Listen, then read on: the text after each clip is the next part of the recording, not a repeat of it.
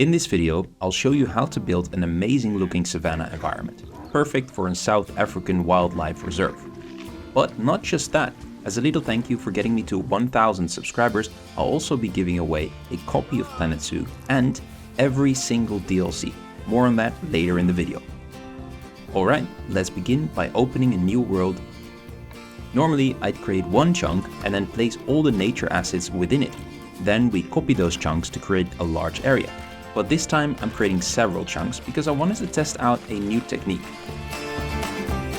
First, we'll start by adding a grassy field. No trees, no big rocks or large bushes, just small bushes and grasses to cover the ground.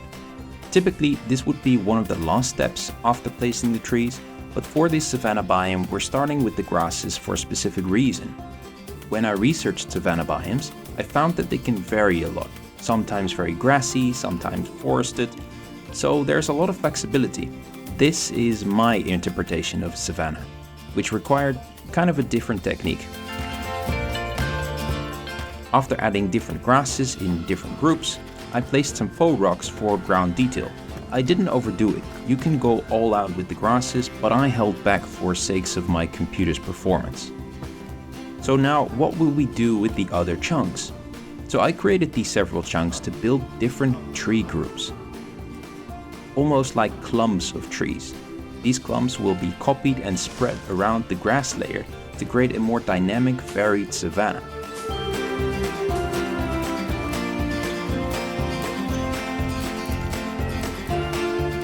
I made a few different groups, some heavy with trees and others mostly bushes. The idea is to blend these in with the grass layer that we created earlier.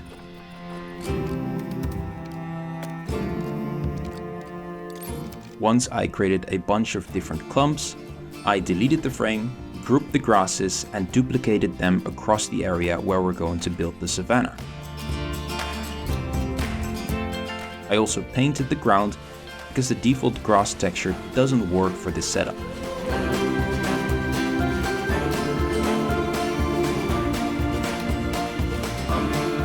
After duplicating the grass chunks, I rotated them to minimize repetition.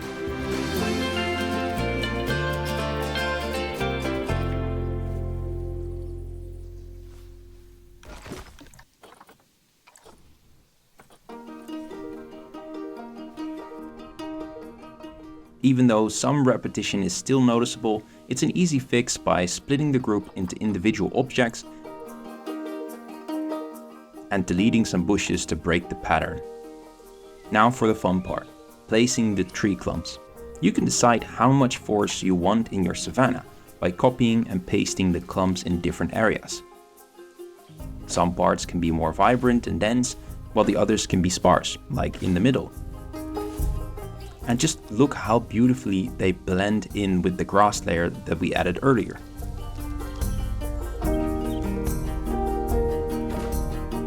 It's up to you how many tree clumps you want to place, but don't forget to rotate them to avoid noticeable patterns. And just create the overall shape of your savanna biome.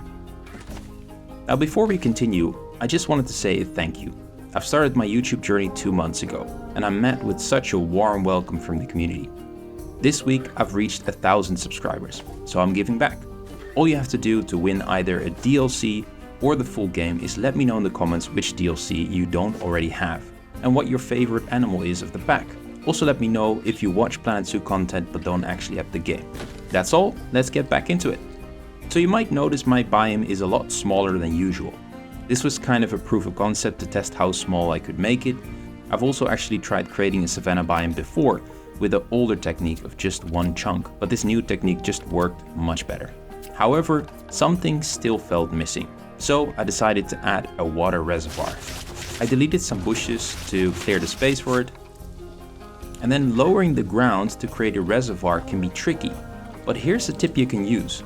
If you turn on scenery lock, it helps retain the edges of the terrain as you lower the ground, making the water edge look much more realistic.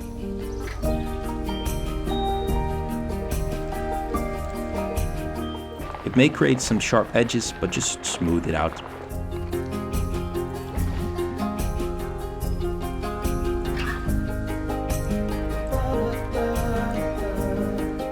Once the water was added, I placed some plants and rocks around the reservoir to give it more detail.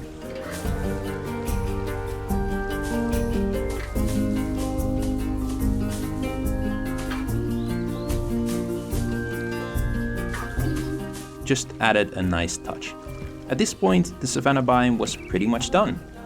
Now, if you work with a smaller environment, one quick trick is to manually place the trees around the edges. Even if you have no grass in the distance, the trees create an illusion of depth, especially in the close-up shots. So that's pretty much it for the savanna biome. And savannas are great because they can support a wild variety of different species in a single enclosure.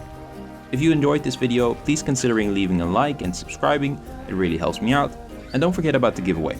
Let me know in the comments which DLC you're missing or if you don't have the game at all. And I'll choose a few winners in the upcoming days. Thank you for watching and I'll see you next time.